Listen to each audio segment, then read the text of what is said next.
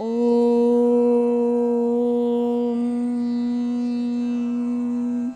सुप्रभात। मैं हूँ काव्या केएसवी आपके साथ। भगवान शिव भोलेनाथ और माता पार्वती के विवाह की कथा आगे सुनते हैं। उनका कटाक्ष केवल भगवान त्रिलोकचन पर ही आदर पूर्वक पड़ता था। दूसरे किसी पुरुष की ओर उनके नेत्र नहीं जाते थे। उनका प्रसन्न मुख मंद मुस्कान से सुशोभित था। वे कटाक्ष पूर्ण दृष्टि से देखती थीं और बड़ी मनोहारिणी जान पड़ती थीं। उनके केशों की चोटी बड़ी ही सुंदर थी। कपोलों पर बनी हुई मनोहर पत्रभंगी उनकी शोभा बढ़ाती थी। ललाट में कस्तूरी की बेंदी के साथ ही सिंदूर की बेंदी शोभा दे रही थी। वक्षस्थल पर श्रेष्ठ रत्नों के सारभूत हार से दिव्य दीप्ति छिटक रही थी। रत्नों के बने हुए क्यूर वलय और कंकड़क से उनकी भुजाएं अलंकृत थीं। उत्तम रत्नमय कुंडलों से उनके मनोहर कपोल जगमगा रहे थे। उनकी दंत पंक्ति मणियों तथा रत्नों की प्रभा को छीने लेती थी और मुख की शोभा बढ़ाती थी। मधु से पूरित अधर और ओष्ठ बिल्व फल के समान लाल थे।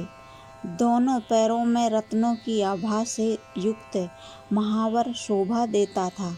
उन्होंने अपने एक हाथ में रत्न जटित दर्पण ले रखा था और उनका दूसरा हाथ क्रीड़ा कमल से सुशोभित था।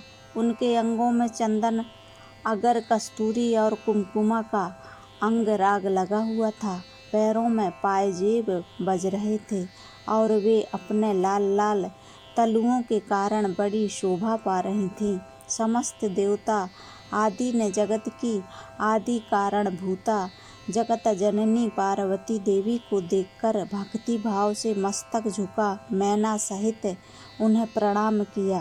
त्रिलोकचन शिव ने भी बड़ी प्रसन्नता के साथ कनखियों से उन्हें देखा और उनमें सती की आकृति देखकर अपनी विरह वेदना को त्याग दिया। शिवा पर आंखें गड़ाकर भगवान शिव उस समय सब कुछ भूल गए। उनके सारे अंगों में रोमांच हो आया। वे हर्ष का अनुभव करते हुए गौरी की ओर देखने लगे।